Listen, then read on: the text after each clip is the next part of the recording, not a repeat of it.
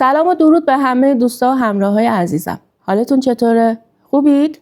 براتون یه داستان آماده کردم خیلی عالی و قشنگ. مطمئنم که از شنیدنش خوشتون میاد. بریم با همین ویدیو رو ببینیم و بشنویم، ولی یادتون نره که لایک بکنید و با ما همراه باشید. اسم من پریه. امسال وارد 32 سالگی شدم. متولد و بزرگ شده اردبیل هستم، اما شهرهای دیگه هم ساکن بودم. مادر من 12 بار زایمان کرده و در حال حاضر ما 6 تا خواهر و 6 تا برادر هستیم. من بچه آخر و تحتقاریم. پدرم مأمور شهرداری بود و درآمد زیادی نداشت، اما از نظر مالی زندگیمون بد نبود و مثل خانواده‌های معمولی زندگی می‌کردیم. علتش هم این بود که هم بابا کار فنی بلد بود و هم پسرا وقتی به نوجوانی می‌رسیدن مشغول به کار می‌شدن و به خانواده کمک می‌کردن. وقتی من به دنیا اومدم پدر و مادرم نوه هم داشتن که همبازی من بودن. از دوران کودکی چیز زیادی یادم نمیاد. فقط میدونم که دوست و فامیل و آشنا از چهره و زیبایی من تعریف میکردن و هر کدوم به نوعی منو عروس خودشون میدونستن. تحتقاری و خوشگل و شر و شیطون بودم، ولی از طرف خانواده محبتی نصیبم نمیشد. نمیتونم اعتراض کنم چون تعداد بچه‌ها زیاد بود و خانواده فقط به فکر تأمین مالی و سیر کردنمون بودن. مامان وقت سرخاروندن نداشت و حتی نمیدونست ما کلاس چندم هستیم، چه به اینکه از نظر محبت سیرابمون کنه. اون زمان از یه نظر خیلی خوب بود، چون تقریبا هر ماه یه عروسی دعوت بودیم و هر چند سال یه بار هم خونه خودمون مراسم داشتیم و یکی از بچه‌ها ازدواج میکرد و میرفت و خانواده گسترش پیدا میکرد. خلاصه منم بزرگ و وارد مدرسه شدم. تو دوران مدرسه خیلی شیطون بودم. بیش از اندازه، ولی به خاطر اینکه هم درسم خوب بود و هم چهره جذابی داشتم، همیشه مورد توجه مدیر و معلما بودم و دوستم داشتن. از طرفی کارهای فنی مدرسه‌رم بابا رایگان انجام میداد و همین باعث میشد که تو مدرسه همیشه منو تحویل بگیرن. به خاطر چهرم و شیطنت‌های زیادی که داشتم، از سن 13-14 سالگی اکثر پسرا دور و برم بودن تا شاید با من دوست بشن. راستش منم به خاطر کمبود محبتی که تو خونه داشتم، خیلی دلم میخواست محور توجه باشم. بالاخره با یکی از پسرا به اسم محمد تو راه مدرسه دوست شدم. محمد خیلی بهم اهمیت میداد و از اینکه با من دوست بود، به رفقاش پوز میداد. دوستی من و محمد 8 ماه طول کشید. تو این 8 ماه پیشنهادهای زیادی از طرف پسرا داشتم، اما من به دوست پسرم وفادار بودم و به هیچ کدوم از پسرا توجه نمی‌کردم. دیگه فکر و ذکرم نسبت به قبل از دوستی با محمد عوض شده بود و علیرغم نمرات خوبی که می‌گرفتم، از درس و مدرسه کم کم زده شدم. در حقیقت سالی که باید اول دبیرستان می‌رفتم، فقط ثبت نام کردم و بعد از چند ماه تصمیم گرفتم دیگه مدرسه نرم. یادم چند بار از مدرسه تماس گرفتن و یه بارم معلم تربیتی با هم صحبت کرد، اما من دیگه هیچ علاقه نداشتم و کلاً ترک تحصیل کردم. همزمان با ترک تحصیلم موبایل گوشیم فراگیر شد و برای منم یه گوشی خریدن. دیگه خونه نشین و با گوشی سرگرم شدم. چون دختر خونه بودم، وقتی خواهر برادرام که ازدواج کرده بودن کاری داشتن، بچه‌هاشونو می آوردن خونه ما تا من مثلا مراقبشون باشم. وقتی بچه‌ها می اومدن خیلی حرصم میگرفت، چون دوست داشتم تنها باشم و برای خودم عشق و حال کنم. بالاخره بعد از 8 ماه بنا به دلایلی رابطم با محمد به هم خورد و تنها شدم. یادم یه روز گوشیم خراب شد و به مامان گفتم مامان گوشیم خرابه، حالا چیکار کنم؟ مامان گفت خب بده درستش کنن. یکی از برادرام که هنوز مجرد بود گفت بده من میبرم پیش مجید تا برات درست کنه. برای اینکه گوشیم دست داداش نیفته گفتم نمیخوام، تو دیر میاری، آدرس بده خودم با مامان میبرم. داداش آدرس داد و رفت دنبال کارش. میدونستم مامان انقدر کار داره و سرگرم بچه‌ها و خواهراش و همسایه هاست که همرام نمیاد. پس همین که داداش از خونه رفت بیرون به مامان گفتم مامان من میرم گوشیمو درست کنم. مامان گفت تنهایی نرو، با یکی از بچه‌ها برو. برای اینکه زودتر گوشیم درست بشه دست یکی از بچه‌های خواهرامو گرفتم و حرکت کردیم. زود رسیدیم به مغازه موبایلی. مجید با خوشرویی ازم استقبال کرد و بعدش خیلی سریع گوشیمو درست کرد و برگشتیم خونه. همین که رسیدم خونه از یه شماره ناشناس برام یه پیامک اومد. نوشته بود سلام. چون نوجوان بودم و دوست داشتم مورد توجه قرار بگیرم، ذوق زده و متعجب نوشتم سلام شما. نوشت مشکل گوشیتون کاملا رفع شد؟ فهمیدم پیام از طرف مجیده. نوشتم شما آقا مجیدید؟ نوشت آفرین، نه تنها خیلی خوشگلی بلکه خیلی هم باهوشی. از اینکه ازم تعریف میکرد خیلی خوشحال شدم و با لبخند نوشتم مرسی. اون لحظه خواهرم گفت کیه؟ چرا میخندی؟ زود خودم رو جمع جور کردم و گفتم دوستمه، برام جوک فرستاده. خواهرم گفت خب بگو تا ما هم بخندیم. من یه جوک الکی براش تعریف کردم که گفت اصلا هم خنده نداشت. دوستتم مثل خودت بیمزه است. گفتم هر چیه، من خوشم میاد. به این طریق با مجید دوست شدم. مجید مدام از زیبایی قد و هیکلم تعریف میکرد و میگفت خیلی دوست داشتم شماره‌تو پیدا کنم و باهات دوست بشم. خوب شد اومدی مغازه. گفتم راستی شماره‌مو از کی گرفتی؟ گفت وقتی اومدی مغازه تا گوشیتو درست کنم شماره رو برداشتم. گفتم وا، چطوری؟ مگه رو سیم کارت شماره نوشته؟ گفت نه، با گوشیت به خط خودم زنگ زدم شمارت برام افتاد. گفتم ای کلک، از این به بعد باید حواسم باشه که گوشی رو با سیم کارت به کسی ندم. مجید گفت آفرین، تو که دیگه خانوم خودمی. از تعریف و تمجیدای مجید خوشم میومد. انگار بلد بود چطوری با یه دختر حرف بزنه و دلشو بلرزونه. مجید به قدری ازم تعریف میکرد که یه روز با خودم گفتم یعنی واقعا من خوشگلم؟ پس چرا خواهر برادرم با هم دعوا میکنن قیافه‌مو مسخره میکنن؟ یکیش میگه لب شطوری، یکیش میگه دماغ خوکی، یکیش میگه سیاه‌سوخته. اگه خوشگلم چرا مسخرم میکنن؟ اون روز رفتم جلو آینه و به چهرم دقیق شدم. یادم 15-16 ساله بودم. یعنی به سنی رسیده بودم که اعضای صورت و بدنم به رشد کافی رسیده بود. تو آینه نگاه کردم و همونطور که با خودم حرف می زدم خواهر بزرگم که چند تا بچه قد و نیم قد داشت اومد تو اتاق و گفت چی میگی با خودت؟ گفتم آبجی، قیافه من قشنگه یا نه؟ خواهرم گفت شاید به چشم بعضیا قشنگ نباشی، اما خیلی جذابی، مخصوصا به چشم جنس مخالف. گفتم یعنی چی؟ گفت هنوز بچه‌ای، ولی وقتی ازدواج کردی متوجه میشی که همه دنبال دختری با قد و هیکل و چهره تو میگردن. به نظر من هیچ عیبی نداری. موهای پرپشت و بلند، چشم و ابروی مشکی و درشت، دماغت مثل کسی میمونه که عمل زیبایی کرده. لبات واقعا خوش فرم و برجسته است. از قد و هیکلت که دیگه نگم. کاش حداقل قد من مثل تو بلند بود یا این همه چاق نبودم. کاش که اصلا ولش کن. گفتم شما همه سفیدید اما من سبزم. میبینی که به من سیاه‌سوخته میگن. آبجی گفت رنگ پوست تو الان بورسه. تو اجتماع باشی متوجه میشی که اون پولدارا و بالا شهریا پول میدن تا همرنگ تو بشن. دماغ عمل میکنن و به لباشون ژل میزنن. اما خدا رو شکر تو نیازی نداری. گفتم یعنی خوشگلم؟ گفت بستگی داره خوشگلی رو تو چی ببینی، ولی از نظر امروزیا و مخصوصا مردا و پسرا خیلی جذاب و خوشگلی. گفتم تو هم خیلی خوشگلی آبجی.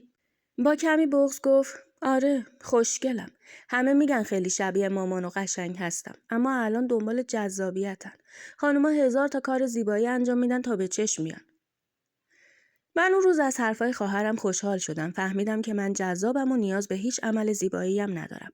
همچنان با مجید در تماس بودم، اما همین که فهمیدم قصد سوء استفاده داره باهاش کات کردم. از همون جایی که خوش هیکل و قد بلند بودم هر لباسی که میپوشیدم بهم میومد، اما من بهترینا رو میخریدم. چون تحت قاری بودم خواهر برادرام بهم پول میدادن یا با هم خرید میرفتیم یا حتی مامان و بابا از نظر خرید بهم میرسیدن. با پولی که میگرفتم من وسایل آرایش میخریدم و هم آرایشگاه میرفتم و ابروامو دخترونه برمیداشتم و آرایش خفیفی هم میکردم که جذابیتم بیشتر بشه. دیگه میدونستم که همه پسرا دنبالم هستن و کافیه به یکی لبخند بزنم یا به قول امروزیا نخ بدم، دیگه ولم نمیکنن. یه هفته بعد از اینکه با مجید به هم زدم با مامان رفتیم بازار تره‌بار. اون روزم مثل همیشه تمیز و مرتب و شیک بودم. طوری که هیچکی باورش نمیشد من با این تیپ از بازار روز خرید کنم. مامان خریداشو کرد و خواست حساب کنه که یه پسری که اونجا کار میکرد شماره‌شو با ایما اشاره انداخت داخل خریدمون.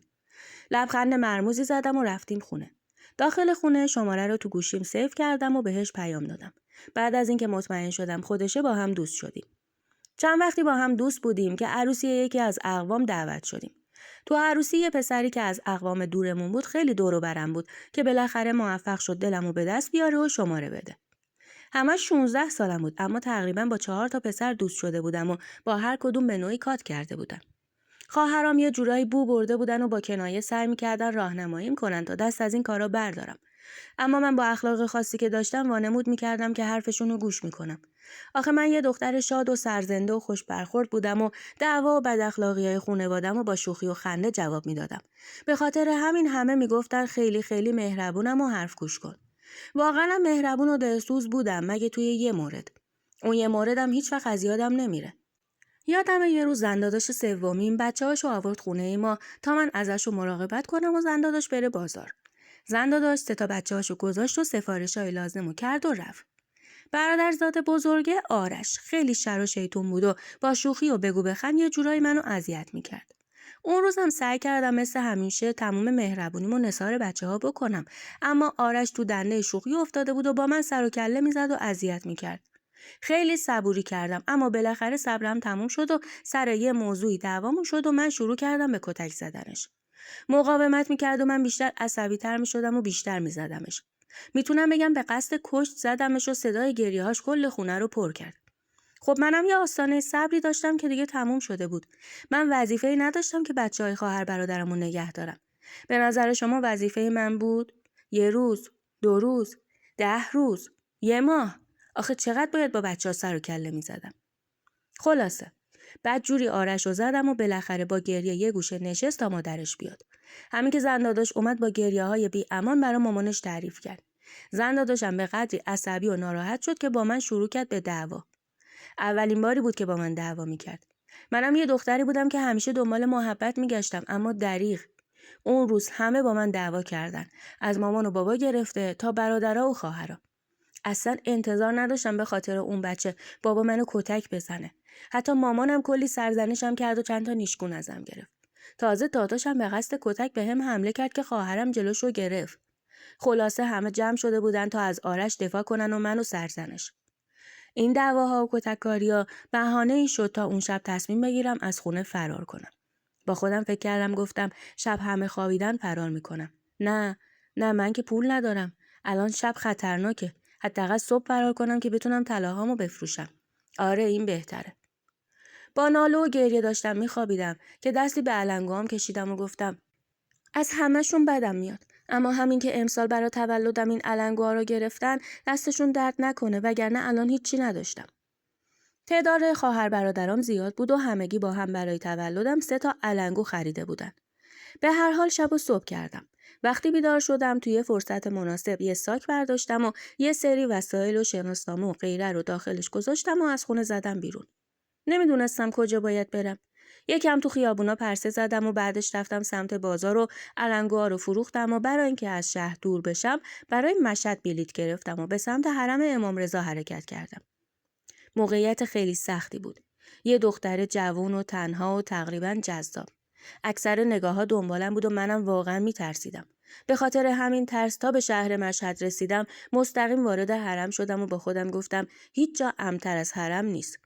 گوشی مدام زنگ می‌خورد اما جواب نمیدادم. یه گوشه از حرم رو انتخاب کردم و اولش کلی با امام رضا درد و دل و شکایت خانواده رو بهش کردم. بعدش همونجا خوابم برد و خوابیدم. خدا رو شکر حرم شبانه روز در اختیار زائرا بود و مکان امنی داشتم، اما میدونستم بالاخره پولم تموم میشه. هر روز 3 وعده غذای مختصر مثل کیک و شیر و ساندویچ و غیره میخوردم و تو بازار قدم میزدم و برمیگشتم حرم. این روال 10 روز طول کشید. هنوز گوشیم زنگ میخورد ولی جواب نمیدادم. یادم روز 4 عید فرار کردم و بعد از 13 به در برگشتم. تو 10 روزی که از خونه دور بودم خدا رو شکر هیچ اتفاقی برام نیفتاد چون واقعا میترسیدم و خیلی مراقب خودم بودم. این مدت از آوارگی و بیپناهی خسته شدم و بالاخره برگشتم شهرمون و زنگ زدم خونه. مامان گوشی رو برداشت و تا صدامو شنید با ذوق و گریه و عصبانیت گفت کجایی پری؟ تو منو کشتی. گفتم مشهد تو حرم امام رضا بودم. میخوام برگردم خونه اما میترسم. مامان گفت نه ترس برگرد. من اجازه نمیدم کسی بهت حتی دست بزنه. برگرد دخترم. برگرد که بابات داره دیوونه میشه. گفتم قول دادیا. گفت آفرین دخترم زود بیا من پشتتم. چشم به راهتم معطلم نکن. با بغض گفتم چشم. با ترس و دلهره به سمت خونه حرکت کردم. 10 روزی بود که نه حموم رفته بودم نه استراحت درست حسابی کرده بودم. رسیدم خونه و با خجالت و شرمندگی وارد شدم. قبل از اینکه سلام و احوال پرسی کنم، خواهرها و برادرام شروع کردن به سرزنش و تحقیرم. اونا طوری صحبت می‌کردن که انگار سالم نیستم و دنبال هرزگی رفته بودم.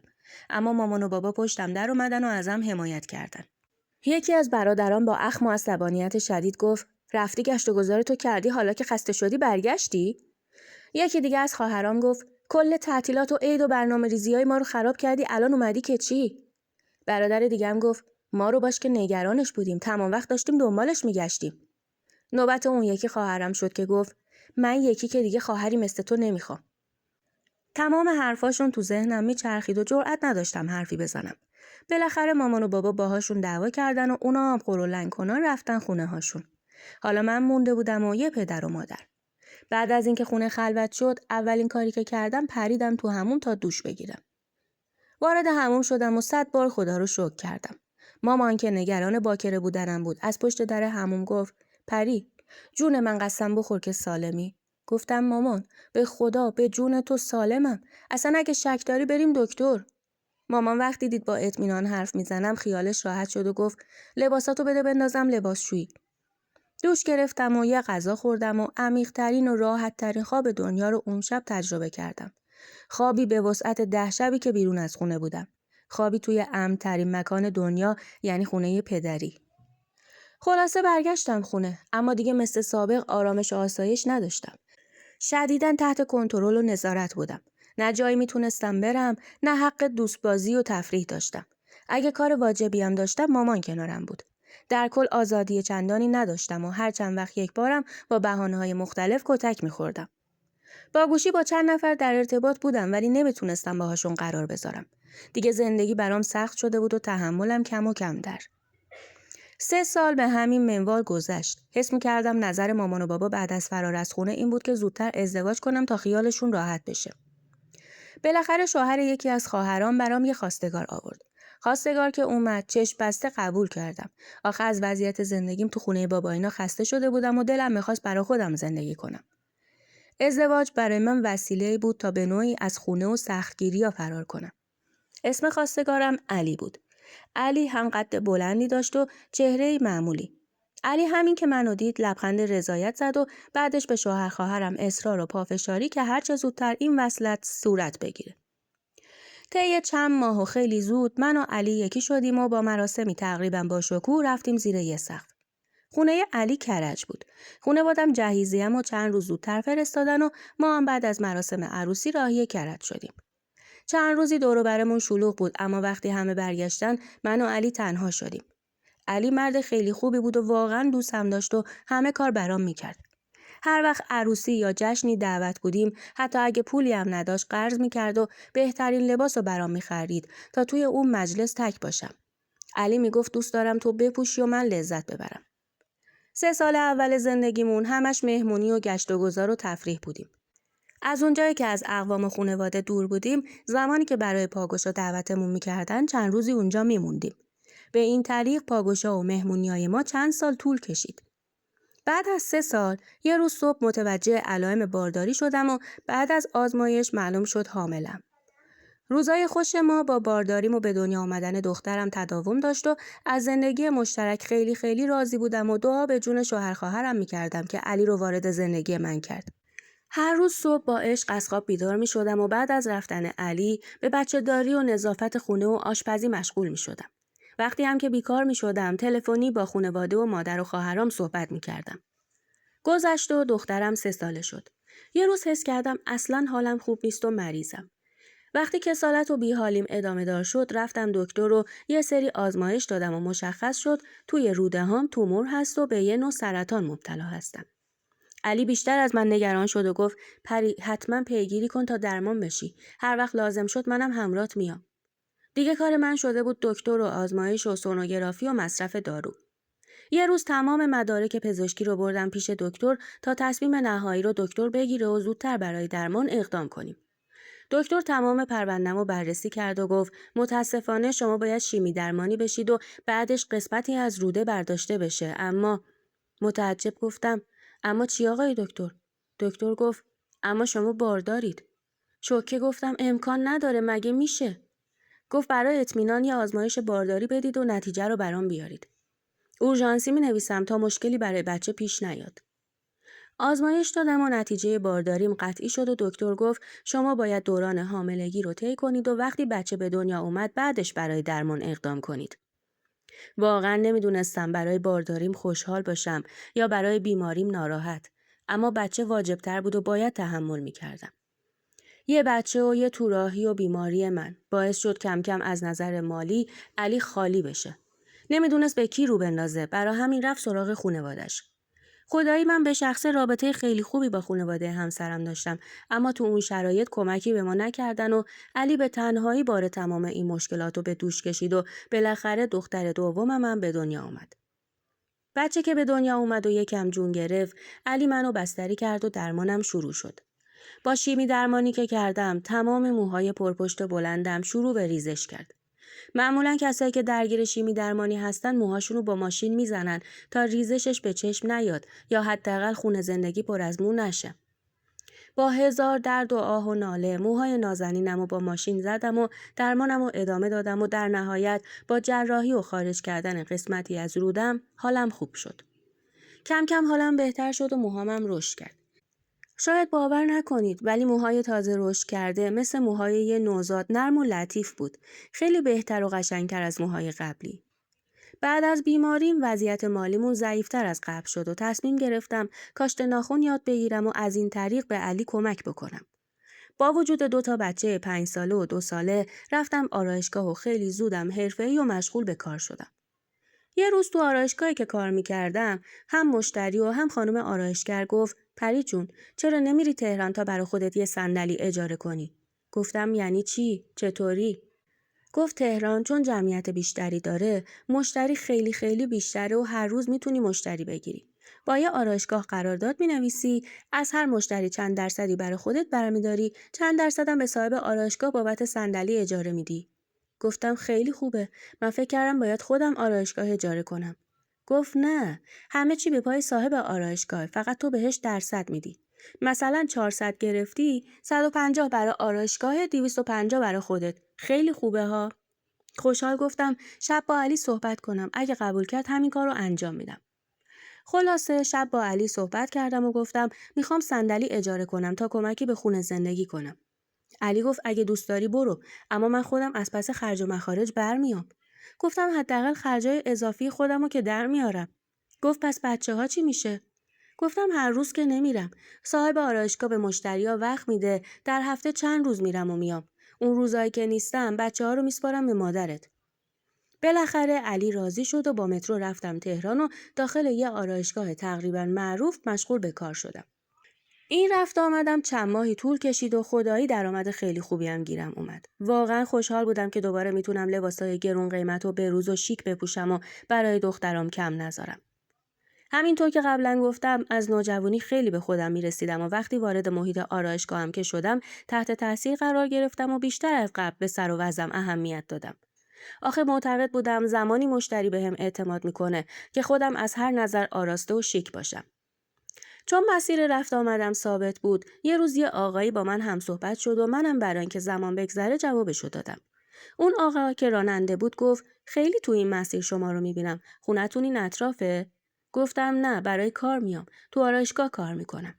اون آقا گفت آفرین، الان خانوما هم پا به پای آقایون کار میکنن و رو پای خودشون هستن.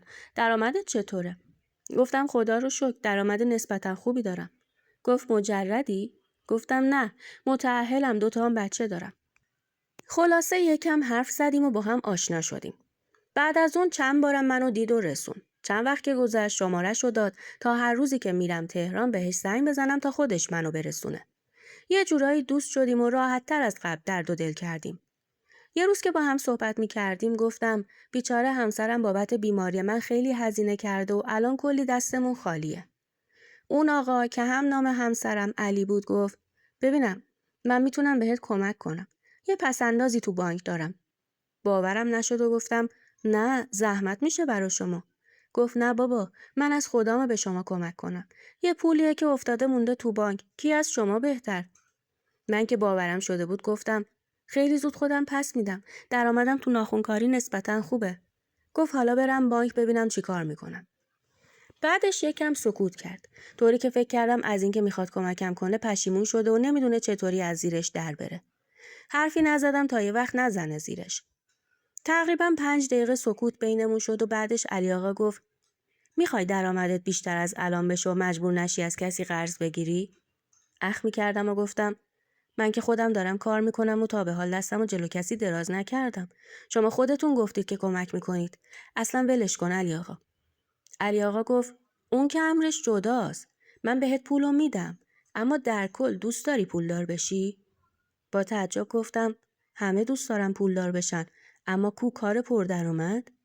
علی آقا گفت یه کاری سراغ دارم که فقط از پس خانمای خوش‌هیکل و جذابی مثل تو برمیاد. تصور کردم همینجوری ازم تعریف میکنه و قصدش اینه که توی یه شرکتی یا جایی منو به عنوان منشی یا معاون معرفی کنه. حتما همینه که از قد و هیکل و جذبم حرف میزنه. خوشحال و با لبخند گفتم واقعا؟ حالا این کار کجاست؟ گفت یه خیابون معروف تهران. گفتم چرا حاشیه میری؟ خب بگو چه کاری و کجاست تا اگه فرصت کردم برم اونجا برای مصاحبه. علی آقا گفت مصاحبه نیاز نیست. همین که تمایل نشون بدی حله. گفتم چی میگی علی آقا؟ واضح‌تر حرف بزن. گفت کاش من زن بودم خودم این کارو میکردم. زنا خیلی راحت میتونن پول در بیارن. دوزاریم افتاد و با پرخاش گفتم این چند وقته منو اینجوری شناختی علی آقا؟ واقعا خجالت داره. گفت نه تو خیلی خانومی اما میتونی با استفاده از این اخلاق و خانومی تو ظاهرت راحت پول در بیاری. گفتم نه به هیچ وجه. من متأهلم و همسرم هم خیلی دوست دارم. خدا رو شکر همسرم سالمه و کار میکنه. منم با هنرم یه کمک مختصری میکنم. علی آقا گفت حالا چرا عصبانی میشی؟ یه پیشنهاد بود دیگه فقط. اون روز گذشت و چند وقت دیگه علی آقا دوباره پیشنهادش رو تکرار کرد اما من قبول نکردم. یه روز علی آقا یه مبلغی بهم داد و گفت این پولو بگیر به زخم زندگیت بزن. اون مبلغ تقریبا خیلی قابل توجه بود. گفتم با این پول که مشکل زندگیمون حل نمیشه اما بازم دستت درد نکنه. یه ماه پس میدم. علی آقا به سر تا پام نگاهی انداخت و گفت نمیخواد پس بدی. امروز وقت داری با هم باشیم؟ گفتم چطور؟ گفت خونمون کسی نیست. اگه بیای دیگه این پول مال خودت. وقتی علی آقا گفت که این پول مال خودت یک آن سکوت کردم. مبلغ قابل توجهی بود. حدود 300,000 تومان. اگه با تورم 10 ساله حساب کنیم یعنی الان حدود 30 میلیون تومان. با خودم گفتم خیلیه. میتونم کلی باهاش خرید کنم و کمبودام جبران بشه اما نه من نمیتونم شرافت و ناموسم رو به پول بفروشم. واقعا گناه داره. وای اگه علی همسرم بفهمه چی میشه؟ زندگیم به فنا میره. پولو گرفتم سمت علی آقا و گفتم ممنونم نمیخوام. علی آقا با لبخند گفت بذار تو کیفت مهم نیست. اما به نظرم نیم ساعت زمانی نیستا. برای این همه پول به نظرت نمیارزه؟ گفتم نمیخوام خیانت کنم. گفت پولی که میگیری میره خونه شوهرت دیگه. مشکلی نیست.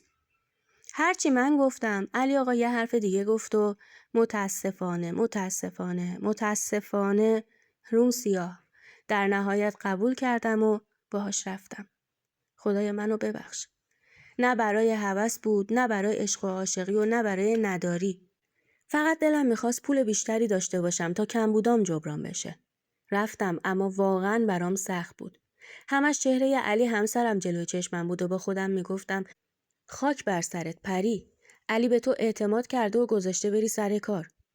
راستش همسرم واقعا و 100% به من اعتماد داشت و 1% هم به هم شک نمی کرد چون 6 سال تمام داشتیم صادقانه کنار هم زندگی می کردیم. من نه تنها از خدا و اولیاش اون لحظه شرم نکردم بلکه به همسر عزیزم که همه جوره پشتم بود پشت کردم. اون روز با حال روحیه خراب برگشتم خونه. وقتی شب همسرم اومد از چهرم متوجه حالم شد و گفت چی شده پری؟ گفتم هیچی. امروز مشتری زیاد داشتم خسته شدم. همسرم گفت اگه خسته میشی دیگه نرو. بمون خونه به بچه‌ها رسیدگی کن. پولو بهش نشون دادم و گفتم خسته میشم اما پول خوبی گیرم میاد. علی گفت همه چی پول نیست اما هر جور راحتی. خلاصه فردا به قصد آرایشگاه از خونه زدم بیرون که علی آقا تماس گرفت و گفت من منتظرم. گفتم شما زحمت نکشید با یه وسیله دیگه میرم. گفت نفرمایید کلی مشتری دارم برات. بیا کارت دارم. وسوسه پول مثل خوره به جونم افتاد و رفتم پیشش. علی آقا چند نفر رو معرفی کرد و از هر کدوم یه مبلغی گرفتم و بدون اینکه برم آرایشگاه با کلی پول برگشتم خونه. عزیزان، این سرگذشت رو من به راحتی تعریف نمی کنم. با هزاران جون کندن هر کلمه‌شو دارم میگم. پول حل کننده خیلی از مشکلاته، اما همه چیز نیست. شرف فروختنی نیست و باید با چنگ و دندون حفظش کرد، ولی من خیلی کوتاهی کردم. خدایا منو ببخش.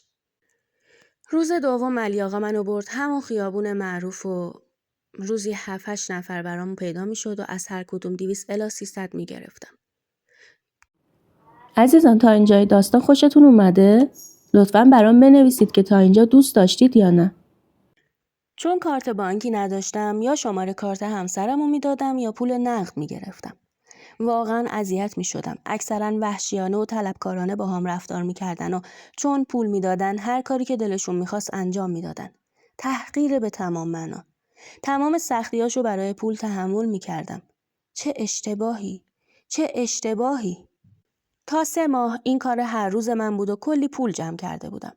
همسرم که 0.5% بهم شک نداشت با پولای واریزی به حسابش یه روز به شوخی گفت ناخونکاری هم درآمدش خوبه ها، باید به منم یاد بدی تا تغییر شغل بدم. با اخم و خنده گفتم نه خیر آقا، این کار مخصوص خانوماست. همسرم گفت فکر کنم حسابی جا افتادی که هر روز مشتری داری. آخه قبلا هفته چند روز بود. گفتم خب شناخته شدم و مشتریا منو به همدیگه معرفی میکنن. دیگه حسابی سرم شلوغه. یادم آخرای ماه سوم بود که برای جشن تولد بچه یکی از اقوام دعوت شدیم. اون روز برای اینکه بچه‌ها رو آماده کنم و زودتر به جشن برسیم دنبال کار نرفتم و موندم خونه. علی هم زود اومد تا همون بره و اصلاح کنه. در تکاپوی آماده شدن و آرایش و غیره بودم که موبایلم زنگ خورد. علی گفت پری گوشیت زنگ میخوره. سری موبایلم رو برداشتم و گفتم الو بفرمایید. طرف گفت شماره‌تو از دوستم گرفتم. میخوام ببینم چقدر. اجازه ندادم حرفشو بزنه و به دروغ گفتم الو الو صداتون نمیاد الو. زود قطع کردم و خواستم گوشی رو بذارم تو کیفم که پیام فرستاد. علی که حواسش به من بود گفت کیه؟ گفتم نمیدونم صداش نیومد. علی گفت انگار پیامک فرستاده بده ببینم کیه. خدایا دست و پام شروع کرد به لرزیدن و رنگ و روم پرید. علی که متوجه استرس و حالم شده بود سری گوشی رو گرفت و پیامو خوند. اون آقا نوشته بود قیمت میدی؟ علی با خوندن این پیام بهم شک کرد و گفت قیمت یعنی چی؟ با صدای لرزون گفتم قیمت کاشت ناخن رو میخواد. علی عصبی صداشو یکم بالا برد و گفت چرا از آرایشگاه نمیپرسه؟ مگه هر روز قیمتات عوض میشه؟ راستشو بگو پری. گفتم راستشو گفتم بریم دیگه دیره. علی سعی کرد خودشو کنترل و توجیه کنه که در مورد من اشتباه میکنه. با این حال ناراحتی هنوز تو چهرش نمایان بود. خلاصه رفتیم تولد. اونجا هم خودم استرس داشتم هم میفهمیدم که علی همیشگی نیست. بعد از جشن برادرم ما رو برد خونهشون تا شب اونجا بمونیم. وقت خواب که شد علی اومد و به من گفت پری خطو از گوشیت در بیار بده به من. نتونستم مخالفت کنم چون نمیخواستم برادرامم شک کنن. خطو در آوردم و دادم به علی. اون شب تا صبح چشم رو هم نذاشتم آخه میترسیدم پرینت بگیره و همه چی رو بفهمه. نمیدونید چقدر استرس و تحمل کردم و چقدر به درگاه خدا توبه و نذر و نیاز کردم تا علی متوجه اشتباه بزرگ یا بزرگتر من نشه. باور میکنید اشتباه من به همون اندازه بزرگتر بود که هیچ اشتباهی بزرگتر از کار من تو این دنیا وجود نداشت. سلول به سلولم استرس داشت و میترسیدم دوباره به بیماری قبلی مبتلا بشم چون دکتر گفته بود سرطان یا ارثیه یا از استرسای شدید به وجود میاد. خلاصه علی خطو گرفت و تا 2 روز خبری نشد. انگار هنوز روشنش نکرده بود. تو این 2 روز علی با من سر و سنگین بود و مثل سابق با هم حرف نمیزد. دیگه اجازه هم نداد تا سر کار برم و تقریبا تو خونه زندونی شده بودم. بعد از 2 روز وقتی علی از سر کار اومد از بدو ورود و چهرش کاملا میشد فهمید که سیم کارت رو روشن کرده و پی به همه چی برده. وحشت سر تا پامو گرفت و تو جام میخوب شدم. علی با داد و هوار و دعوا توضیح داد که سیم کارت رو روشن کرده و چند نفری زنگ زدن و پیام دادن. علی گفت که با اونایی که پیام داده بود پیامک بازی کرده و کلاً قضیه رو فهمیده. از روی علی به شدت خجالت کشیدم و تو دلم گفتم خدایا منو بکش تا این شرمندگی پیش شوهرم تموم شه. کاش آب بشم و برم زیر زمین اما نگاهم به نگاه علی نخوره. علی به قدری عصبانی بود که دستاشو مشت کرد و بین دندوناشو با حرص هوار کشید و گفت طلاقت میدم. اصلا 3 طلاقت میکنم. من چی برات کم گذاشتم پری؟ چی؟ بگو چی کارت کنم؟ شروع به گریه کردم و گفتم تو رو خدا اشتباه کردم، منو ببخش. علی گفت بگو الان چی کارت کنم؟ طلاقت بدم؟ زندگیم چی میشه؟ بچه‌ها چی میشن؟ خدا بگم چی کارت کنه که فکر منو زندگی و بچه‌ها رو نکردی. سرم پایین بود و مثل بید میلرزیدم. علی از شدت ناراحتی و عصبانیت قدم میزد و به خاطر بچه‌ها نمیتونست با کتک زدن حرسشو خالی کنه. همینطور که سرخ شده بود و عرق میریخت آروم زیر لب گفت خدایا چی کار کنم؟ اگه منو دوست نداشتی چرا با من ازدواج کردی؟ با صدای لرزون گفتم دوستت دارم. بلند فریاد کشید خفه شو. خوبه منم به تو خیانت کنم؟ الان به برادرت میگم تا تکلیف تو اون روشن کنه. وای، آبروم داشت میرفت ولی حرفی برای گفتن نداشتم و فقط شوکه یه گوشه کس کرده بودم و گریه میکردم. علی قدم میزد و با خودش مدام حرف میزد و منو تهدید میکرد. بعدش زنگ زد به داداش و خیلی سربسته یه چیزایی گفت و ازش خواست بیاد خونمون. علی بهش گفت زود بیا که دارم دیوونه میشم، خودتو برسون تا کار دستم ندادم. بعدش گوشی رو قطع کرد و با غضب بهم خیره شد. منم همینطوری اشک میریختم و التماس میکردم. یهو علی گفت چیزی که عوض داره گله نداره. تو باید خودت یکی رو پیدا کنی تا من باهاش جلوی چشمات وارد رابطه بشم. خیانت مساوی با خیانته. میدونستم علی اصلا این کارو نمیکنه و پاکه. اما برای اینکه بتونم از اون مخمسه فرار کنم با ترس و صدای لرزون گفتم باشه یه رفیق دارم که تو همین کاره. برم رازیش کنم بیارمش.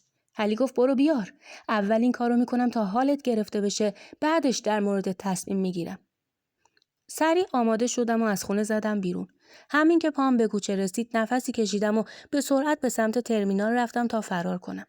هم از آبروم میترسیدم هم از جونم.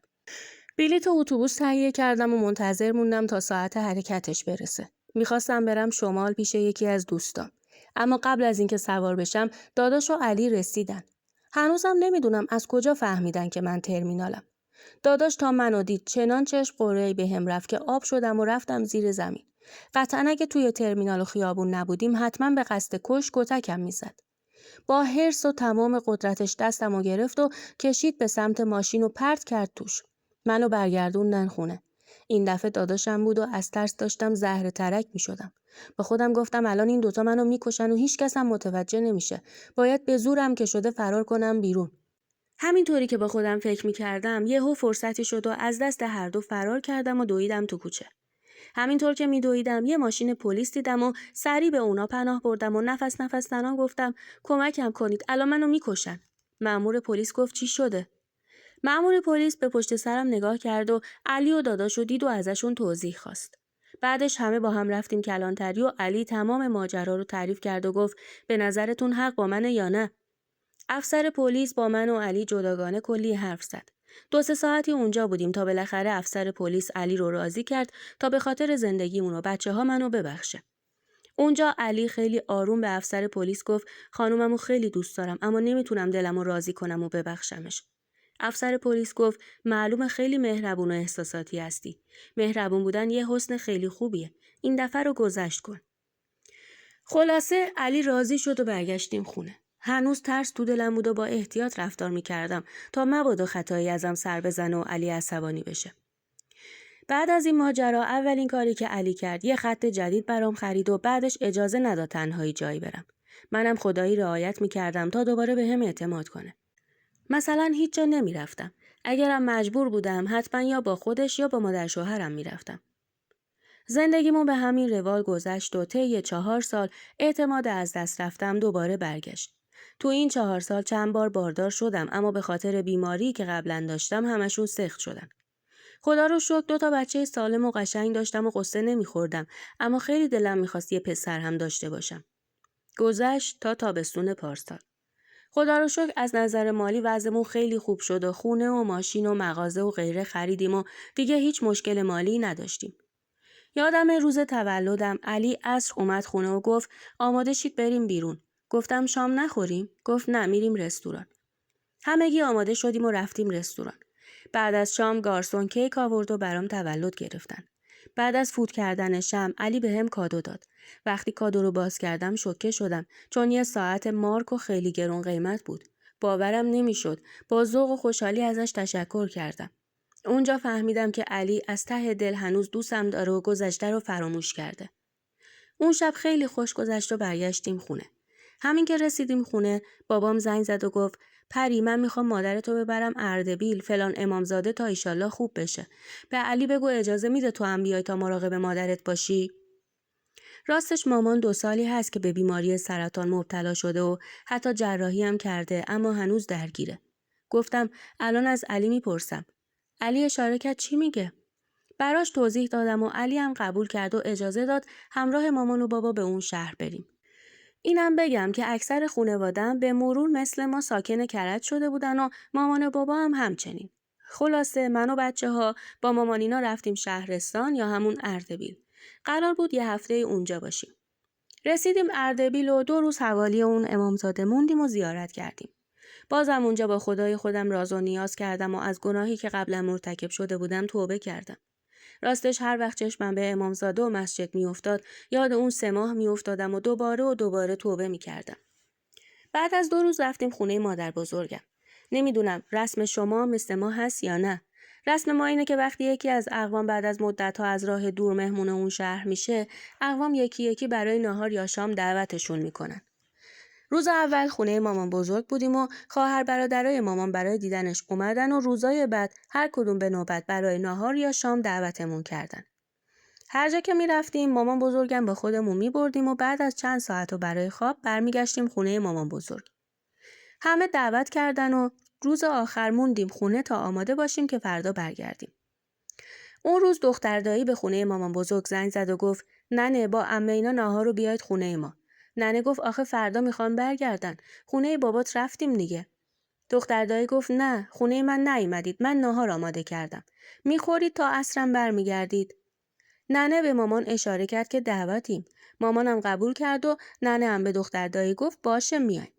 دختر دایی گفت همین الان بلند شید بیا تا بیشتر پری رو ببینم. خلاصه آماده شدیم و رفتیم اونجا. خونه دختر دایی تو سر این و حدود 45 دقیقه فاصله داشت. رسیدیم و دختر دایی کلی ما رو تحویل گرفت و نشستیم. ننی گفت خودتو به زحمت انداختی دخترم. دختر دایی گفت زحمتی نیست خیلی وقت پری رو ندیده بودم. الانم تا وقت ناهار بشه با پری و دختراش میریم آب گرم. با ذوق گفتم آره خیلی وقت آب گرم نرفتم. دختر دایی گفت آب گرم سبلان و بش باجیلار خیلی خوب و با کلاس شده. فقط الان چون تابستونه فکر کنم شلوغ باشه. گفتم من وقتی بچه بودم آب گرم جامیشجولی رفتم و دلم میخواد برم اونجا. دختر دایی گفت آره اونجا تقریبا دست نخورده و روبازه اما بقیه جاها مثل استخرای شهر میمونه و آب گرم کوه و لوله کشی کردن. گفتم همون جامیشجولی بریم. دختر دایی گفت بذار به داداش میثم زنگ بزنم تا بیاد ما رو ببره. ناهارمونم آماده است. تا ظهر بشه و ماما اینا نماز بخونن ما برگشتیم. دختر دایی به برادرش زنگ زد و 10 دقیقه‌ای رسید. خیلی وقت بود که پسر دایی رو ندیده بودم. با هم سلام و احوال پرسی کردیم و رفتیم. وقتی پیاده شدیم پسر دایی میثم گفت وقتی از آب اومدید بیرون زنگ بزنید تا بیام دنبالتون.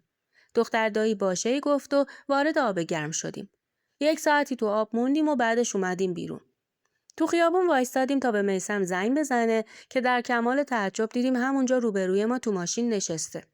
خواهرش با تعجب بهش گفت نرفتی خونه؟ میثم یکم خودشو جمع جور کرد و گفت نه بیکار بودم همینجا موندم. سوار شدیم و برگشتیم خونه دختر دایی و ناهار خوردیم. بعدش تا عصر گفتیم و خندیدیم. عصری که شد بابا گفت بچه حاضر شید دیگه فردا ظهر باید بریم ترمینال.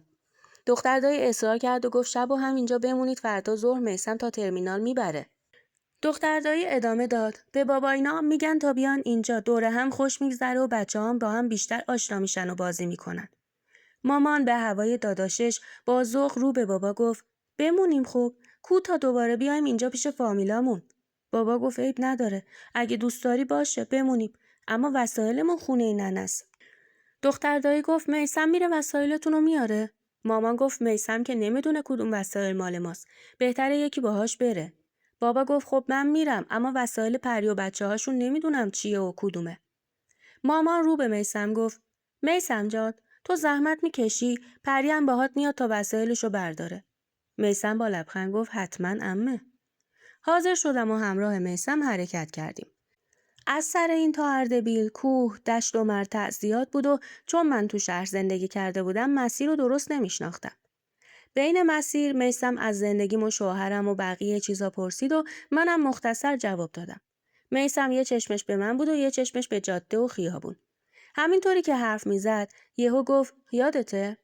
گفتم چیو؟ گفت اون موقع که بچه تر بودی فکر کنم 16 یا 17 سالت بود که از خونه فرار کردی. یادته؟ راستی به شوهرت گفتی که 2 هفته فراری بودی؟ اخم می‌کردم و گفتم چطور؟ گفت هیچی. کجا رفته بودی؟ خیلی جدی گفتم منظورت چیه؟ ترمز کرد. با صدای ترمز ماشین اطرافو نگاه کردم و دیدم از شهر خبری نیست و یه مرتب ماننده. گفتم چرا اینجا نگه داشتی؟ گفت پیاده شو تا یه حالی هم به ما بدی. با صدای لرزون گفتم خجالت بکش. یه چاقو در آورد و تهدید کرد تا پیاده شدم و با زور و تهدید چاقو وارد سانسور شد و بعدش هم گفت اگه به کسی حرف بزنی به شوهرت میگم که تو قبل از ازدواج از خونه فرار کرده بودی. واقعیتش من و خانوادم زمان خواستگاری راجع به فرارم به علی حرف نزده بودیم و بعدش هم هیچی نگفتم. از تهدید میثم خیلی ترسیدم و دیگه جوابشو ندادم. خلاصه رفتیم و با اخم و ناراحتی وسایل رو از خونه ننه برداشتیم و برگشتیم خونه دختر دایی.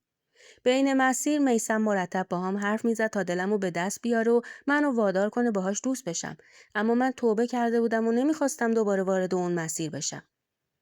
خلاصه فردا برگشتیم کرج. هنوز 2 روز از برگشتمون نگذشته بود که یه شماره ناشناس به گوشیم زنگ زد و گفت من میثمم، اومدم تهران، میای ببینمت؟ از شنیدن صداش لرزه به تنم افتاد و سریع قطع و بعدش بلاکش کردم، اما پیامک داد تا کرج راهی نیست، آدرستم میدونم کجاست. همون جوری که شماره‌تو پیدا کردم آدرستم گیر آوردم. نمیتونم ازت بگذرم. باید بیای وگرنه میام سراغ شوهرت. یه لحظه به گریه افتادم و گوشی از دستم افتاد. دختر بزرگم که حالا دیگه برا خودش یه نوجوانی شده بود با نگرانی اومد سمتم و گفت چی شده مامان؟ گفتم هیچی، فشارم افتاده. دخترم خواست گوشی رو برداره که سریع خم شدم زودتر برداشتم و گفتم برو به کارت برس، من حالم خوبه. حالم خیلی بد بود و بین 2 راهی مونده بودم که به علی جریان میثم رو بگم یا نه. خیلی میترسیدم، هم از علی هم از میثم. من ناخواسته گرفتار هوس‌بازی‌های میثم شده بودم و نمیتونستم به علی هم حرفی بزنم چون مطمئن بودم به خاطر سابقه‌ای که داشتم دیگه حرفمو قبول نمیکنه. اون شب از ترس و نگرانی پلک رو هم نذاشتم. میثم مدام پیامک میداد و من سریع حذف میکردم. میدونستم فردا صبح که بشه حتما با خط دیگه ای زنگ میزنه. گوشیمو طوری تنظیم کردم که هر شماره ناشناسی زنگ زد صداش ضبط بشه تا بتونم بیگناهی خودم رو اثبات کنم. بالاخره فردا همونطوری که حدس زده بودم میثم با خط جدیدی زنگ زد و همون اول شروع به تهدید کردن کرد و گفت اگه امروز نیای هر چی دیدی از چشم خودت دیدی. دخترت هم مثل خودت قشنگه. میفهمی که چی میگم. ترس تمام وجودمو گرفت و با خودم گفتم وای خدای من، یه وقت بلای سر بچه‌هام نیاره. آخه دردمو به کی بگم؟ اصلا به فرض مثال صداهای ضبط شده رو بدم تا علی گوش کنه. اون وقت با خودش نمیگه که از قبل باهاش دوست بودم. وای، فرار کردن و به علی بگه چی؟ دیگه نظرش در مورد من کلاً عوض میشه. اون روز به قدری استرس داشتم که حالت هوا بهم دست داد و چند بار بالا آوردم. اما میثم ولکن نبود و میگفت به خاطر من این همه راه اومده. گفتم تو رو خدا ولم کن. به خدا من شوهرم و بچه‌هامو دوست دارم. نمیخوام زندگیم از هم پاشیده بشه. میثم گفت تا زمانی که دختر خوبی باشی آب از آب تکون نمیخوره و تو هم پیش شوهر عزیزت زندگی میکنی. آخه من که همیشه نیستم، اما الان تا اینجا اومدم باید بیای وگرنه قاطی میکنم. بازم التماس کردم و گفتم نمیتونم بیام. اصلا به علی میگم که مزاحمم میشی. گفت اگه بهش حرفی بزنی مطمئن باش قبل از اینکه از من شکایت کنه یا زندان برم اول یه بلایی سرش میارم. میدونی که میتونم. وقتی حسم بزنه بالا حتی میتونم آدم بکشم. حرفای زشت و چرت و پرت زیادی گفت. گفتم من نمیتونم این همه راه تا تهران بیام. به علی چی بگم؟ گفت لازم نیست بهش خبر بدی. هر وقت برگشتی ازت سوال کرد بگو همون بودی یا خرید داشتی. با دلی پر از غصه و دست و پای لرزون گفتم خب تو بیا کرج، حداقل به خونه نزدیک باشم. گفت من کرج جایی رو نمیشناسم، اما اینجا تو مسافرخونه آشنا دارم. زود بیا تا دیر نشده. شاید پیش خودتون بگید اگه نمیرفتی هیچ کاری نمیتونست بکنه. ولی من تو بد موقعیتی گیر کرده بودم. هم از جون بچه‌ها و علی میترسیدم، هم از خود علی. میترسیدم این دفعه دیگه حتما منو بکشه. سرتون رو درد نیارم. یه اسنپ گرفتم و به آدرسی که داده بود حرکت کردم. آدرس سمت میدون قزوین بود، یه مسافرخونه. وقتی رسیدم و کارشو انجام داد، تو همون حالت و بدون لباس با تهدید چاقو ازم چند تا عکس گرفت و گفت مجبورم کردی تا به زور متوسل بشم. اگه از این به بعد با هم راه نیای، عکستو پخش میکنم و حتی به شوهرت میفرستم. به اندازه کافی ضعیف بودم و با استرسایی که بهم وارد میکرد ضعیفتر شده بودم و دیگه تحمل چاقو رو اصلا نداشتم و نتونستم مقاومت کنم تا ازم عکس نگیره. با حال بسیار بسیار خراب و درمونده برگشتم خونه. از اون روز به بعد میثم خیالش راحت شد چون میدونست با وجود عکس‌ها دیگه نمیتونم بر علیهش کاری کنم. خیلی راحت بهم زنگ میزد و پیام میداد و تو مجازی کلی حرفای چرت و پرت میگفت. خدا رو شکر سر این تا کرج فاصله زیاد بود و نمیتونست هر روز مزاحمم بشه، اما تلفنی ولکنم نبود. تو تمام تماسا التماسش میکردم تا بیخیالم بشه، ولی اون با تهدید ادامه میداد. همه پیامای اون چرت و پرت بود و پیامای من اصرار و التماس که ولم کنه. تا اینجا 2 بار رابطه داشتیم. 2 ماهی گذشت و یه روز بابا زنگ زد و گفت پری، برای سری کارهای اداری باید مادرتو ببرم اردبیل. تو هم بیا تا مراقبش باشی. میدونی که مریضه و حال خوشی نداره. گفتم باشه، اما باید از علی اجازه بگیرم. بابا گفت آره، بهش بگو که من تنهایی نمیتونم ازش مراقبت کنم چون کار اداری رفت آمد زیاد داره. قبول کردم و به علی گفتم. علی که دوباره بهم اعتماد کرده بود گفت مسئله نیست، تو برو، من مواظب بچه‌ها هستم، برو به مادرت برس. گفتم 2 روزه میریم برمیگردیم. گفت برو، مشکلی نیست. کاش مخالفت میکرد چون تا میثم فهمید داریم میریم اردبیل برا خودش برنامه چید و گفت همین که رسیدی بیا خونه فلان عمم. گفتم اونجا چرا؟ گفت میدونی که عمه برای دیدن شما میاد خونه ننه و خونش خالیه. با ترس و وحشت گفتم میثم این کارو نکن. یه وقت کسی بفهمه آبروم به کل تو فامیل میره، زندگیم به باد میره. میثم گفت هیچی نمیشه. البته خونه یه خالم هم هست. به پسر خالم میگم خونه رو برامون خالی کنه. دوباره التماس و گریه زاری کردم اما کارساز نبود و توی 2 روز مسافرت با بهانه‌های مختلف رفتم خونه عمش و یه روزم خونه خالش. دیگه حالم از زن بودنم به هم میخورد. حالم از هرچی مرد بود به هم میخورد. استرس‌ها و ترسایی که اون 2 روز تحمل کردم و هیچ وقت تجربه نکرده بودم. حس می‌کردم بدنم داره ضعیف و ضعیف‌تر میشه و ممکنه دوباره بیماریم برگرده. اون بدترین سفرم بود. میثم در عرض 3 ماه چندین بار با من رابطه داشت. رابطه‌ای که حس می‌کردم مثل اسیدی تمام بدنمو میسوزونه و از بین میبره. انقدر اون روزا حالم بد بود که تاریخ یادم نمیاد، فقط میدونم که هنوز زمستون نشده بود ولی هوا خیلی سرد بود. یه روز جمعه خواستم لباس بریزم لباسشویی که دیدم کار نمیکنه. به علی گفتم انگار لباسشویی خراب شده. علی اومد کمی باهاش ور رفت و نتونست مشکلشو پیدا کنه. زود زنگ زد به تعمیرکار و گفت اگه ممکنه همین امروز بیاید، کلی لباس نشسته داریم. تعمیرکار قبول کرد و اومد. خونه ما 70 متری و 1 خوابه. آشپزخونه‌ش هم از پذیرایی نور میگیره، برا همین تقریبا کم نور و تاریکه. تعمیرکار جلوی لباسشویی نشست و به علی گفت میشه یه نور بدید تا ببینم مشکلش چیه؟ علی از روی اوپن گوشی منو برداشت و چراغ قوه‌ش رو روشن کرد و گرفت سمت لباسشویی. همینطور که نگه داشته بود به گوشی پیام اومد. از اونجایی که چشم علی ترسیده بود و به پیامک‌ها حساس شده بود، سریع صفحه گوشی رو نگاه کرد و دید پیام از میثم. میثم نوشته بود سلام. علی با دیدن پیامک حالت چهرش عوض شد و گفت پسرداییت پیام داده. با شنیدن اسم پسردایی حالم دگرگون شد، طوری که علی بیشتر شک کرد و خیره بهم موند. زود گفتم شاید از سمت زندایی پیام داده، آخه زندایی سواد نداره. علی به خاطر تعمیرکار سکوت کرد ولی گوشی رو بهم نداد تا کار تعمیرکار تموم بشه. تا تعمیرکار رفت علی عصبی و ناراحت بدون حرفی نشست و برای میثم نوشت سلام. میثم سریع جواب داد سلام، شوهرت خونه است؟ علی خودش رو جای من زد و با میثم پیامک بازی کرد و تقریبا همه چی رو فهمید. به یک باره حال علی خیلی خیلی بد شد. به قدری اعصابش به هم ریخت که در طول چندین سال زندگی هیچ وقت این شکلی ندیده بودمش. علی به شدت عصبانی بود و به هم فحاشی میکرد و هی میپرسید چرا؟ بگو چرا؟ از کی تا حالا این قضیه هست و من احمق بیخبرم؟ پری از خونه من برو بیرون. حتی نمیخوام یه لحظه ببینمت. برو گم شو فقط. با صدای لرزون توأم با گریه گفتم به خدا اشتباه میکنی. من میرم اما اجازه بده به توضیح بدم. علی حتی حاضر نبود به توضیحات من گوش کنه، اما وقتی چشمش افتاد به بچه‌ها که با ترس و وحشت ما رو نگاه میکردن به سمت اتاق خواب رفت و با چندش به من اشاره کرد و گفت بیا اینجا ببینم. به سمت اتاق رفتم و علی در رو از پشت سرم بست و گفت یالا توضیح بده. گفتم گوشی من توی تنظیمات طوریه که اگه یه ناشناس بهم زنگ بزنه خودکار صداشو ضبط میکنه. میخوام اون صداها رو گوش کنی تا متوجه بشی که قضیه از چه قراره. مشغول گشتن شد. لحظه ای که علی دنبال صداها تو گوشی بود دیدم که هر دو تا دستش میلرزه. لرزشی شدید که معلوم بود به خاطر فشار عصبی. به شدت گریه میکردم برای حال خودم و علی. آخه کی میخواست آرامش به زندگی ما برگرده؟ درسته اشتباه اول خودم مرتکب شدم ولی اشتباه دوم ناخواسته و به زور و تهدید بود.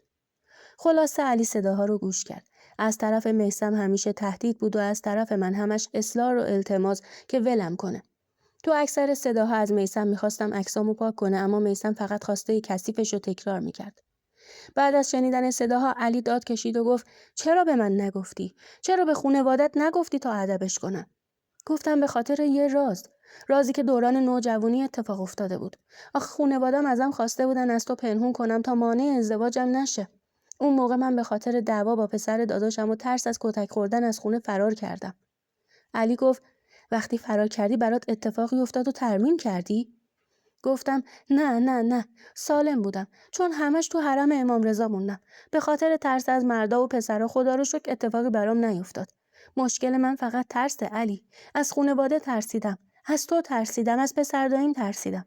از آبروم ترسیدم. از آسیب به بچه‌هام ترسیدم. از مرگم واقعا میترسم. علی به خدا از اینکه پسر داییم با چاقو منو بکشه میترسیدم. اینکه تو متوجه بشی و حرفمو باور نکنی میترسیدم. فکر کنم علی دلش برام سوخت و گفت نباید از من میترسیدی. من به اندازه دنیا دوستت دارم. کاش همون روز اول به من همه چی رو میگفتی.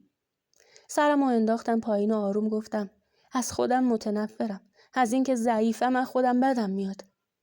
علی گفت هیچ وقت نگفتم آرایش و پوشش و جذابیت تو توی خونه نگهدار چون نمیخواستم بهت زور گفته باشم. منم تا حدودی مقصرم که مراقب زن جذابم نبودم.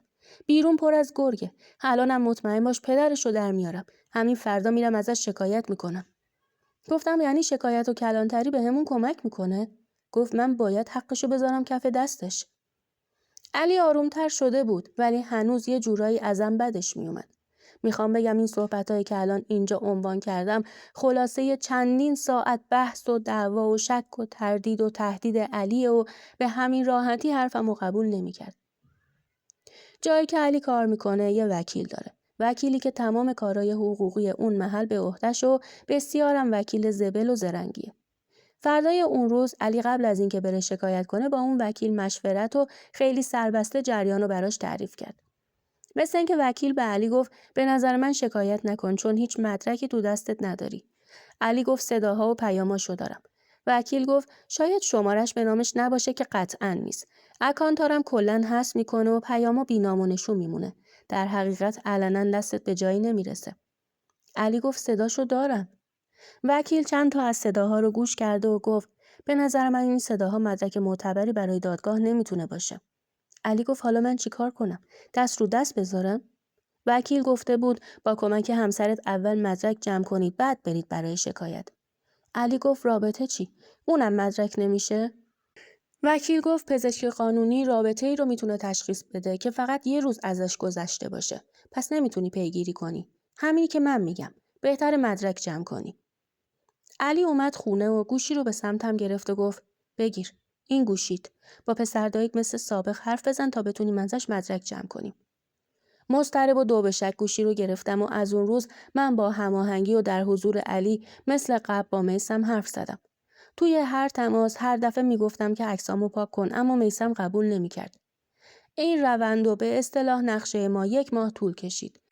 1 ماهی که علی واقعا باور کرد که من بیگناهم و همش به خاطر تهدیدات میثم مجبور بودم باهاش کنار بیام. یه روز که میثم بهم پیام داد و با تهدید گفت من چند روز دیگه میام تهران، رسیدم بهت خبر میدم که تا تو هم خودتو برسونی فهمیدی. علی با این پیام و تهدید و پیشنهاد مثل اسفند رو آتیش شد و گفت بگو مردی بیا، به جای تو خودم میرم همونجا میکشمش. با نگرانی گفتم علی تو رو خدا، مگه ما الان فیلم بازی نمی‌کنیم؟ یکم خودتو کنترل کن تا بتونیم مدرک جمع کنیم. علی یکم فوشش داد و گفت من دیگه تحمل ندارم. بهتره یه فکر دیگه بکنیم. گفتم چه فکری؟ هرچی تو بگی من انجام میدم. علی یکم فکر کرد و گفت براش بنویس که یه هفته دیگه شوهرم خونه نیست، میخواد جایی بره. یه جوری بنویس که حتما بکشیش بیاریش خونه. با ترس گفتم نه علی من میترسم. بچه‌ها چی؟ گفت فعلا تو بنویس تا یه هفته بیشتر فکر میکنم و یه نقشه درست حسابی میکشم. دلهره شدیدی داشتم و دستم توان نوشتن نداشت. میترسیدم علی کار دستش بده چون میدونستم که میثم مصرف کننده است و یه جورایی آدم نرمالی نیست. به علی گفتم علی جان من از میثم میترسم چون قبلا حدود چند سالی به خاطر قاچاق مواد تو زندان بوده. من میترسم. میدونم چاقوکش و بیرحمه. علی به فکر رفت و گفت چرا اینو الان میگی؟ بعد ادامه داد مطمئنی که پسر داییت معتاد و مصرف کننده است؟ گفتم آره، از این مواد صنعتی‌ها مصرف میکنه. علی گفت آخر هفته باهاش قرار بذار. البته مثل قبل به خاطر ترس و تهدیدش. یه کاری کن که شک نکنه. بگو من خونه نیستم و میتونی از صبح بری تا بعد از ظهر. گفتم علی من از میثم میترسم. اون یه چاقو کشه، همیشه چاقو پیششه. علی گفت اگه میخوای ازش انتقام بگیری و زندگیمون به آرامش برگرده به حرف من گوش کن. قبول کردم و گفتم باشه، چیکار باید بکنم؟ گفت اول باهاش قرار بذار بعدن میگم. منتظر شدم تا میثم پیام بده یا زنگ بزنه. چند ساعت بعد پیام داد سلام. زود براش نوشتم سلام تو رو خدا ولم کن. نوشت مگه این ساعت از روز شوهرت خونه است؟ گفتم نه نیست، اما من نمیخوام این رابطه ادامه داشته باشه. تو رو خدا عکس‌ها رو پاک کن و بذار زندگیمو بکنم. میثم نوشت الان بهت زنگ میزنم. زنگ زد و گذاشتم روی بلندگو و 10 دقیقه مثل همیشه باهاش حرف زدم و بهش گفتم ولم کن دیگه. گفت اگه نیای فلان و بهمان میکنم. با هماهنگی علی گفتم باشه. آخر هفته علی خونه نیست. صبح تا علی رفت بیا فلان خیابون دنبالم. من نمیتونم تا تهران بیام. میثم با شوخی و خنده مسخرش قبول کرد و گفت من چهارشنبه صبح میرسم کرج میام دنبالت. شیک و پیک باش. من تو تهران و مسافرخونه آبرو دارم. عصبی و چندشوار گفتم باشه. اجازه خداحافظی ندادم و قطع کردم. استرس‌ها و دلهره‌های من شروع شد تا چهارشنبه شب. شب وقتی علی اومد خونه و شام خوردیم و بچه‌ها خوابیدن با اشاره به هم گفت بریم اتاق خواب. از اون جایی که خونمون یه خوابه هر چهارتامون تو پذیرایی میخوابیدیم. بی‌حوصله و عصبی به بچه‌ها نگاهی انداختم و از خواب بودنشون مطمئن شدم و رفتم به سمت اتاق خواب. از در که وارد شدم دیدم علی نشسته و یه سری وسایل جلوشه. کنارش نشستم و گفتم اینا چیه؟ با انگشتش حسی کرد و گفت مواد مخدر، شیشه. با تعجب گفتم مگه تو هم؟ وسط حرفم پرید و گفت نه، میخوام بسته بندی کنیم. کمک کن. اینا رو توی یه ساک جاساز میکنیم. وقتی رفتی و نشستی تو ماشین اون نامرد به بهانه جلوی کافی شاپ یا رستوران یا هر جایی که نزدیکتر بود از ماشین پیاده شو. گفتم علی من میترسم. علی عکس یکی از دوستاشو بهم نشون داد و گفت نترس. من خودم میبرم تو وقتی سوار ماشین شدی دنبالتم. زمانی که وارد رستوران یا کافی شاپ شدی این دوستم هم وارد میشه. تو تا دوستمو دیدی به بهونه از پیشش بلند شو سریع ازش دور شو و بیا بیرون. من همون اطرافم. هرچی علی بیشتر توضیح میداد تپش قلبم بیشتر میشد اما باید حرفشو گوش میکردم تا منو ببخشه. علی گفته بود اگه کمکش کنم تا حق میثم و کف دستش بذاره منو میبخشه و زندگیمون به حالت عادی برمیگرده. پنجشنبه صبح زود علی منو کمی دورتر از محل قرار پیاده کرد و گفت برو، فقط خیلی عادی رفتار کن. هر کار میکردم عادی و آروم باشم نمیشد. واقعا استرس شدیدی داشتم. هم صدام میلرزید و هم دستام. وقتی ماشین میثمو دیدم سری درشو باز کردم و نشستم و به جای سلام کردن گفتم برو. میثم خندید و با شوخی گفت نترس بابا، من اینجام. با حرص گفتم همین که هستی دارم میترسم. تو نبودی که استرسی نداشتم. میثم گفت بچه تر که بودی دل و جرأت بیشتری داشتی و از خونه فرار میکردی. جوابشو ندادم. همین که متوجه نقشمون نشده بود برام کافی بود. چون تصور میکرد ترسم به خاطر اینه که علی بو ببره. به سمت تهران حرکت کرد. وارد تهران که شدیم گفتم خیلی گرسنمه دارم ضعف میکنم. انگار استرسم باعث شده فشارم بیفته. میثم گفت اتفاقا منم صبحونه نخوردم. به این طریق نقشمون گرفت و وارد یه سفره خونه شدیم. داشتیم صبحونه می‌خوردیم که دوست علی وارد شد. تا دیدمش بلند شدم به میثم گفتم من برم دستامو بشورم بیام. گفت برو، زود بیا تا سرد نشده. رفتم سمت سرویس و پسردایی رو با ساک تنها گذاشتم. بعدش با احتیاط به جای سرویس بهداشتی از سفره خونه زدم بیرون. علی با ماشین همون اطراف بود. به سرعت سوار ماشین شدم و دیدم که دوست علی و همراهش که مأمور بودن با دستبند میثم رو بردن. با علی برگشتیم خونه و بهش گفتم مگه دوستت مأموره؟ گفت آره، تو فقط حواست باشه که کار ما نبوده. با نگرانی گفتم ممکنه منم ببرن کلانتری؟ گفت نه، تو که این وسط کاری نیستی. من فقط پسردایی تو لو دادم و گفتم فلان مردی با فلان ساک هست که مواد مخدر داخلشه. نگران نباش، چون پسرداییت سابقه داره به هیچ کی شک نمیکنن. چند وقت گذشت و یه روز به علی گفتم چه خبر؟ ازش خبری داری؟ علی گفت آره، انگار به مامورا گفته که تو زنشی و ساکم مال توه. ناراحت و شوکه گفتم وای علی، اگه منو بگیرن ببرن زندان چیکار کنم؟ این چه نقشه‌ای بود که کشیدی؟ علی گفت نگران نباش، من پشتتم. اگه سراغ تو بیان واقعیتو میگم. گفتم واقعیت چیه؟ قبول نمیکنن. گفت واقعیت اینه که من برای انتقام اون مواد رو جاساز کردم، مگه غیر اینه؟ گفتم نه، ولی من نگرانم. به هر حال پای من وسطه. علی گفت نگران نباش. چند روز دیگه گذشت و یه روز صبح دختر داییم همون خواهر میثم به موبایلم زنگ زد. خیلی ترسیدم و جوابشو ندادم. بعدش به علی زنگ زدم و گفتم خواهر میثم زنگ زده بود، چی کار کنم، چی بگم؟ علی گفت خونسرد باش و هرچی گفت تو زیر بار نرو و قبول نکن. همه چی رو انکار کن و به گردن نگیر. تا با علی خداحافظی کردم دوباره دختر دایی تماس گرفت. بعد از چند نفس عمیق تماس رو وصل کردم و مثلا ذوق زده گفتم به به دختر دایی چه عجب. سلام علیک کرد و گفت عجب از شماست، دستت درد نکنه. گفتم چطور، چی شده؟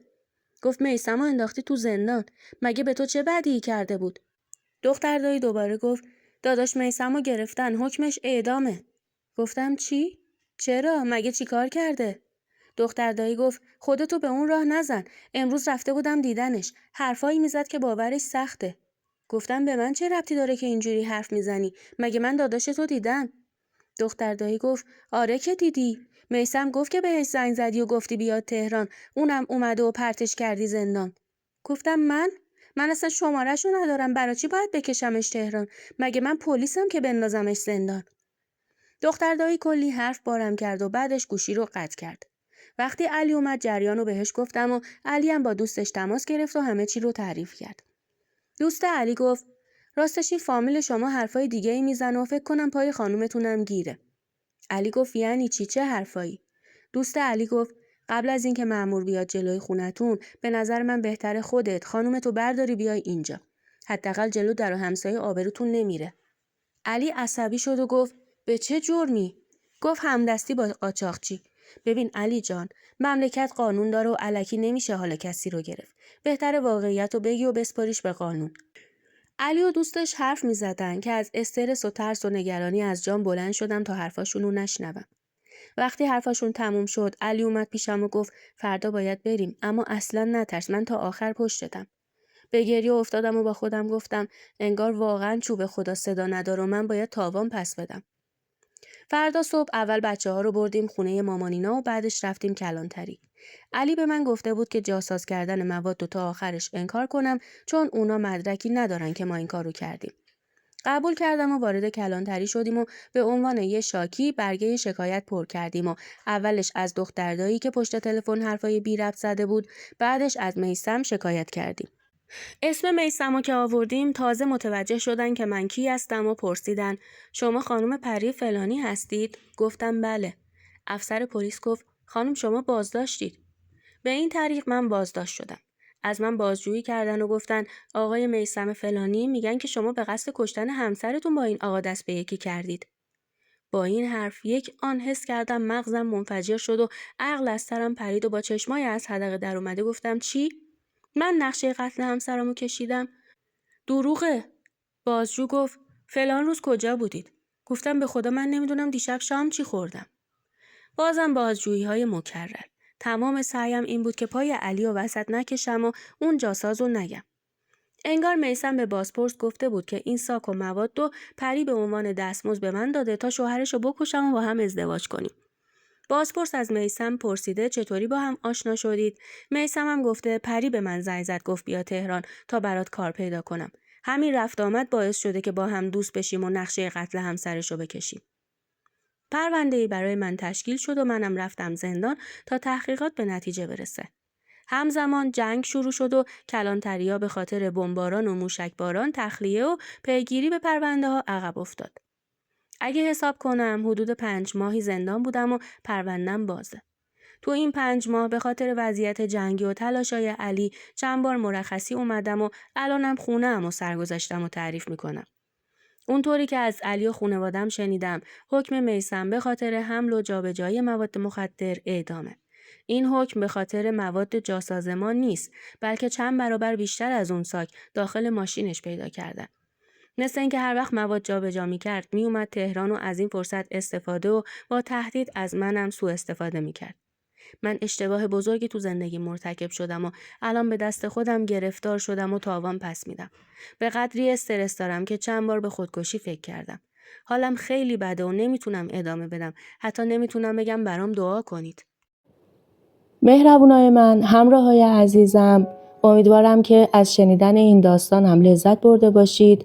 داستان پری جون اینجا تموم شد و باید بهتون بگم که کامنت های شما واقعا انگیزه و دلگرمی برای من برای ادامه این مسیر و باید بهتون بگم که دوستتون دارم. از شما میخوام که کانال ما رو ساب بکنید، زنگولش رو فعال بکنید تا به محض اینکه ویدیوها بارگذاری شد و منتشر شد شما بتونید برامون اولین کامنت ها رو بنویسید و فراموش نکنید که ویدیوهای ما رو لایک بکنید و برای دوستاتون هم بفرستید. شما رو تا داستانی دیگه به خدای بزرگ و بی همتا میسپارم. خدا نگهدار همتون.